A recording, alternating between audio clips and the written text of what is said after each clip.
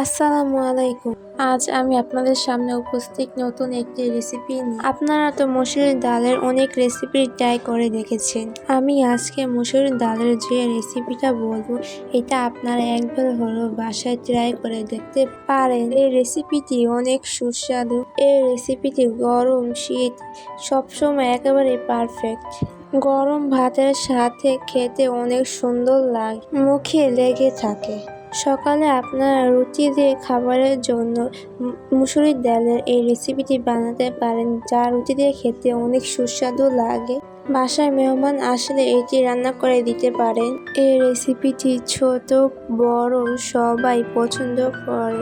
এই রেসিপিটি মুসুরির ডাল, আলু, লাউ দিয়ে রান্না করা হয়েছে।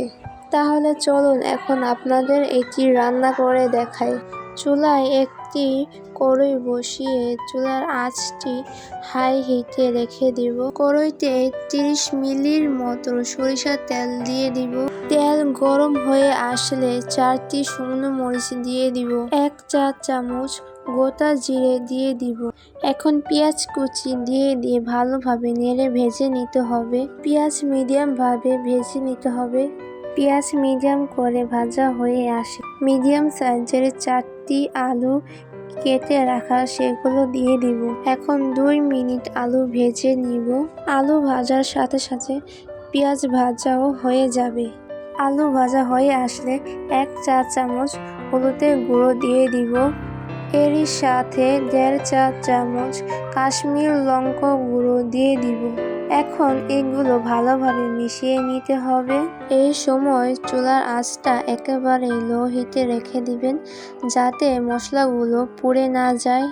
এখন 1 চা চামচ লবণ দিয়ে দিব। লবণ দিয়ে ভালোভাবে মিশিয়ে নিতে হবে। আলুগুলো ভাজা হয়ে আসলে 2 চা চামচ রসুন বাটা দিয়ে দিব। 1 চা চামচ আদা বাটা দিয়ে দিব। এখন এই মশলাগুলো দিয়ে ভালোভাবে নেড়ে মিশিয়ে নিতে হবে, যাতে এইগুলোর কাঁচা গন্ধটা না থাকে। মশলাটা ভাজা হয়ে আসলে মিডিয়াম সাইজের 3টি টমেটো কুচি দিয়ে দিব।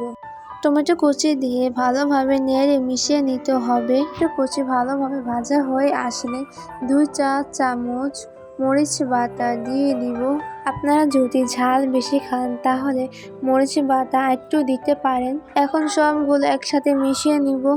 এখন সবগুলো মিশানো হয়ে আসলে 300 গ্রামের মতো মুসুরির ডাল দিয়ে দিব। মুসুরির ডাল দিয়ে ভালোভাবে নেড়ে মিশিয়ে নিতে হবে। মুসুরির ডাল দিয়ে 4 মিনিট ভেজে নিব। আপনারা যদি কম রাঁধেন তাহলে পরিমাণ মতো নিয়ে নেবেন।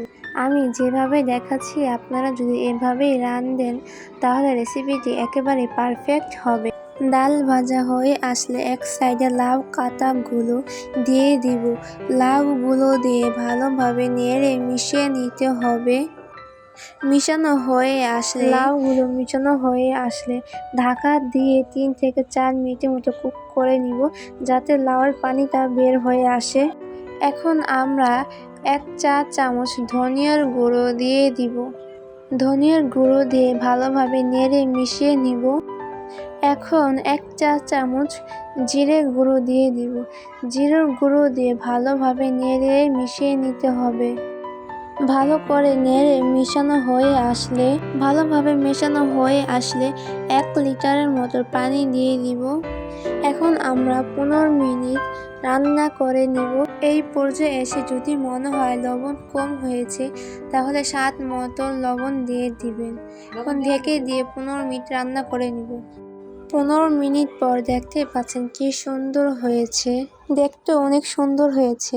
এখন আমরা 1 চা চামচ গরম মশলার গুঁড়ো দিয়ে দিব। গরম মশলার গুঁড়ো দিয়ে ভালোভাবে নেড়ে মিশিয়ে দিতে হবে। এখন 1 চা চামচ ঘি দিয়ে দিব। ঘি দেওয়া হয়ে আসলে ধনিয়া পাতা দিয়ে দিব। আপনারা চাইলে ধনিয়া পাতা নাও দিতে পারেন। এখন সবগুলো একসাথে ভালো করে মিশিয়ে নিব। এখন 1 মিনিটের মতো ভালো করে মিশিয়ে নিতে হবে।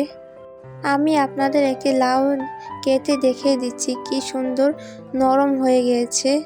ডালটা একেবারে বেশি সেদ্ধ করা যাবে না, তাহলে খেতে বেশি ভালো লাগবে। আমাদের রান্না এখন হয়ে এসেছে, দেখতেই পাচ্ছেন অনেক সুন্দর হয়েছে আর কালারটাও অনেক পারফেক্ট হয়েছে। এই রেসিপিটি দেখতে যেমন সুন্দর, খেতেও অনেক সুস্বাদু। এই রেসিপিটি আপনারা যদি একবার খান তাহলে আপনাদের বারবার খেতে চাবে। আপনারা বাসায় এটি একবার হলেও ট্রাই করবেন, এটি ছোট বড় সবাই পছন্দ করবে। আপনারা সকালে নাস্তায় এটি বানাতে পারেন রুটি দিয়ে খাবারের জন্য। বাসায় মেহমান আসলে মেহমানকেও দিতে পারেন, নিজেরাও খেতে পারেন। আপনারা বাসায় এটি একবার হলেও ট্রাই করে দেখতে পারেন।